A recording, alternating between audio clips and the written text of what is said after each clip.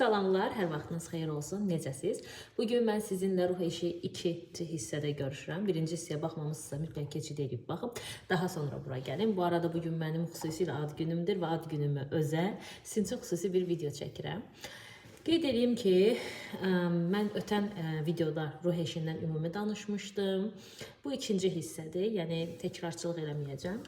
Ümumiyyətlə, mən sizə bildirmək istəyirəm ki, biz ruh eşini harda axtarmalıyıq? Ümumiyyətlə, çox insan düşünür ki, yəni fikirləşir ki, mən mütləq ki, ruh eşini axtarmalıyam. Buraya yazıram deməli, ruh eşi. Ruh eşi harda olur?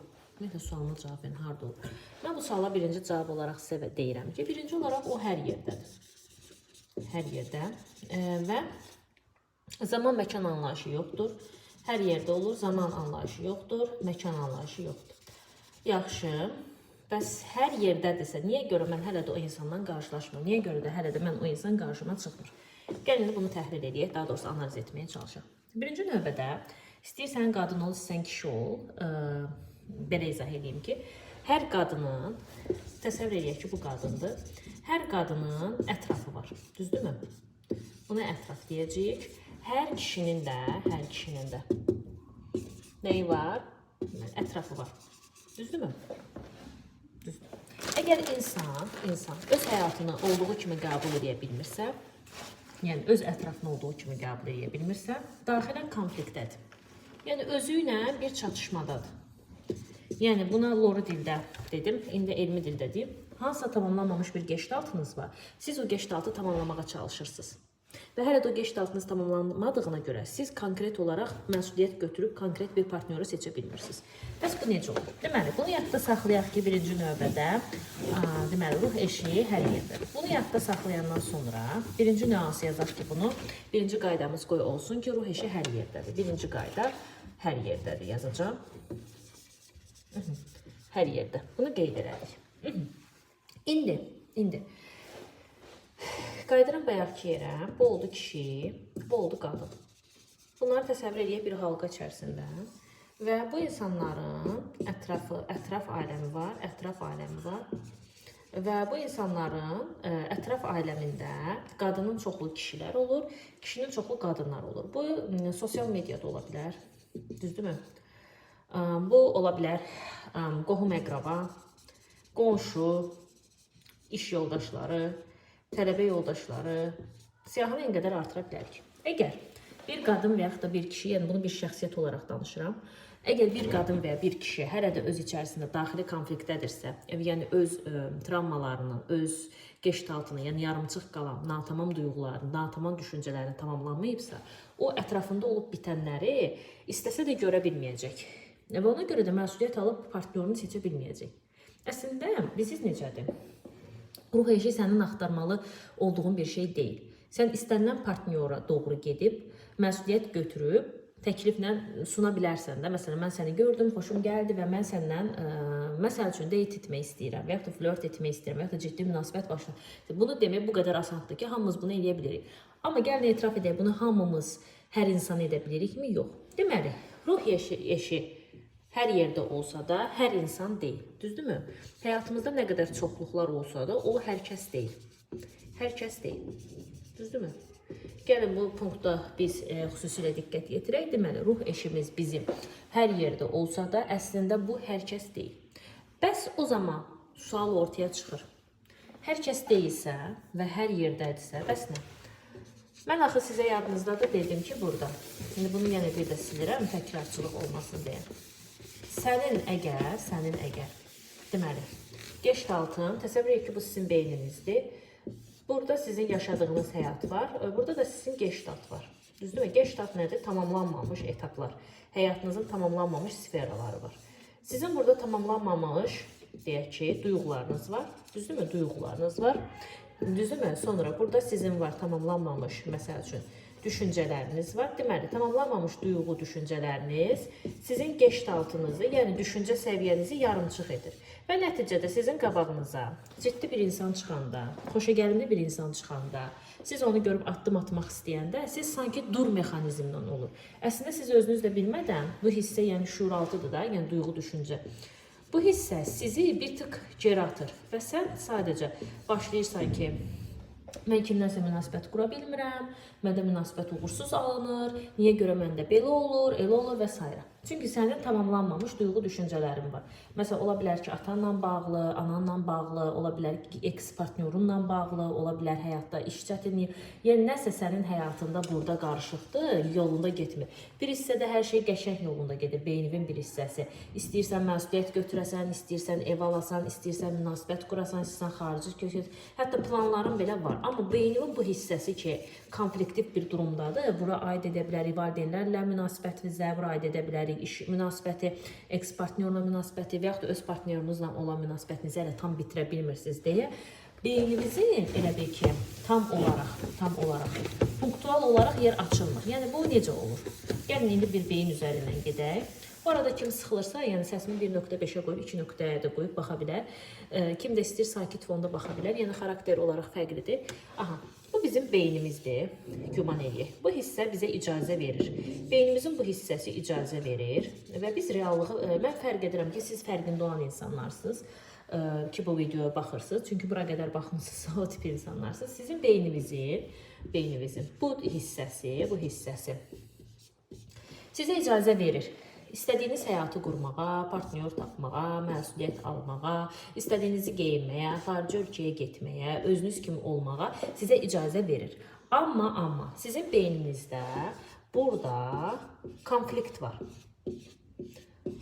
Buna daxili konflikt də deyə bilərsiniz. Çünki beyninizin içində olduğun daxili konflikt. Bu konfliktlər həll olmayıb. İş həyatınız həll olmayıb. Məsəl üçün, ev məsələniz həll olmayıb, beyninizdə gedir. Pul məsələniz həll olmayıb, anata məsələniz həll olmayıb, nə bilim, seksuallıq həll olmayıb. Sonra, yəni siyahını artırırsınız, ilişib qalmışsınız birində. Və bu proqramlar, bu problemlər səndə natamam geştat yaradır və səni hərəkət etməyə qoymur. Və sən ruh eşi ilə qarşılaşsan belə, həyatında istədiyin partnyor çıxsa belə, deyirsən ki, yox, mən hazır deyirəm, istəmirəm, imtina edirsən. O zaman buradan da belə bir qayda çıxara bilərik ki, ruh eşi hər yerdədir və hər kəs deyil. Əgər mən onunla qarşılaşmıramsa, deməli, baxın, bu çox ipucudur. Bunu çözdünüzsə, həyat 1-0, yəni 1-0 yox, 10-0 öndəsi. Bu dediyim çox belə nöqtə atışı bir şeydir, deyirəm də. Deməli, hər yerdədir və hər kəs deyil. Əgər mənim bugün həyatımda partnyorum yoxdursa, məsələ küçədə partnyorun olmamağı deyil.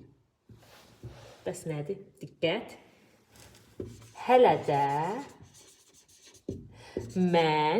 mən. Geçtaltım natamamdır.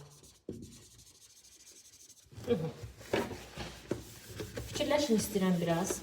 Nə demək istədiyimi özünüz çözməyə çalışın. Mənə çox maraqlıdır şəxsən sizin fikirləriniz. Geçtaltımını qəşəng yazın. Siz fikirləşin istəyirəm biraz. Hətta rəy də yaza bilərsiniz. Hələ də geçtat natıma. Deməli. Mənim ruh eşim hər yerdədirsə və o hər kəs deyilsə və mən onu tapa bilmirəmsə, burada məsələ ruh eşimin yox olmaması. Yəni, burada o demək deyil ki, ruh eşim yoxdur, mən tapa bilmirəm, hər kəs pisdir, hər kəs yalancıdır, kişilər ancaq seks işdir, qadınlar ancaq pul girdi, nə bilim, həyat pisdir, gərək daydayın olsun, anaton gərək yaxşı olsun, nə bilim, nə. Deməli, problem bu deyil. Çöl dünya, bir var ki, təsəvvür eləyək, bu bizim çöl dünyamız. Çöl dünya nədir? Məndən asılı olmadan həyatımda baş verən hadisələr. Bir də var iç dünya. Məsələn, iç dünya nədir? Mənim iradəmlə yönləndirilə bilən mənim daxili sferim. Çöl dünyada deməli istənilən qədər partnyor, münasibət, sevgi, ehtiras, sonra pul, var dövlət, bunu hər şeyə aid edə bilərik. Hər şey var çöl dünyada. Məndən asılıdırmı? Yox. Amma mən iç dünyamda bunu özümdə yarada bilmirəm deyə, o mənim qarşıma, baxın, oxu iki tərəfli qoyuram, çıxmır. Təsəvvür edin, iç dünyam yarım çıxdısa, iç dünyam əgər belə deyək, tamdırsa, mənim bu çöl dünyamda olub bitən mənim qarşıma çıxır, tam şəkildə. Amma mənim içim, gest, yəni təsəvvür edək, natamamdırsa, mən oxu atıram, ox boşdur. və mənə natamam gəlir. Çünki mənim iç dünyam boşdur da. Başa düşürsünüz nə demək istəyirəm? Mənim iç dünyam boşdur deyə, mənim çöl dünyamda onu yarada bilmirəm. Yəni yoxdur bu şəxs. Yəni bu mövcud deyil. Yoxdur. İzah edə bilərəmmi? Yəni bu çöl dünyamda yoxdur və mənim içimdə natamamlıq yaranır. Aha, onda biz belə bir qayda çıxaraq ki, ruh eşi hər yerdədir, amma hər kəs deyil. Və mən hələ də onunla qarşılaşa bilmirəmsə, deməli, məni narahat edən, bastırdığım duyğu və düşüncələr var. Geçdaltım natamamdır. Natamam olduğuna görə mən məsuliyyət əldə edə bilmirəm. Düşüncə və duyğularımı bir araya toplayıb hərəkət edə bilmirəm və istədiyim partnyorla da qarşılaşa bilmirəm. İç dünyam, yəni iç dünyam dediyim beyninizin içindəki o geçdat tamamlanmayana qədər sən çölə nə qədər ox atsan da ox sənə natamam qayıdır. Yəni bu sizə qayıdacaq, necə deyim, toksik bir münasibət kimi. Yəni ancaq dərs vermək. Məqsədi sizə dərs vermək olacaq ki, bu münasibətin. Hey sən get beynindəki o yarımçıq geçdatı tamamla, sonra gəl çölə bir dənə ox at, mən sənə tam partnyor verim.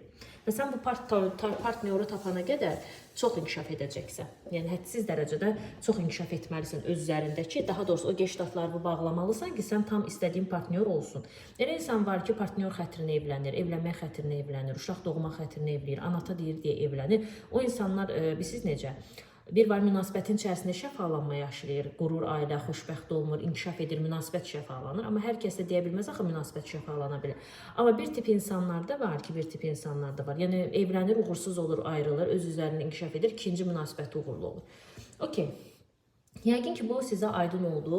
Bu ruh eşi ilə bağlı olan ikinci hissə idi. Davamı gələcək. Bir videoda sadəcə uzun olaraq yerləşdirmək istəmədim ki, digər videolarda rahat şəkildə baxa bilərsiniz. Deməli, buradan belə bir qayda çıxarırıq. Ruh eşi hər yerdədir, hər kəs deyil.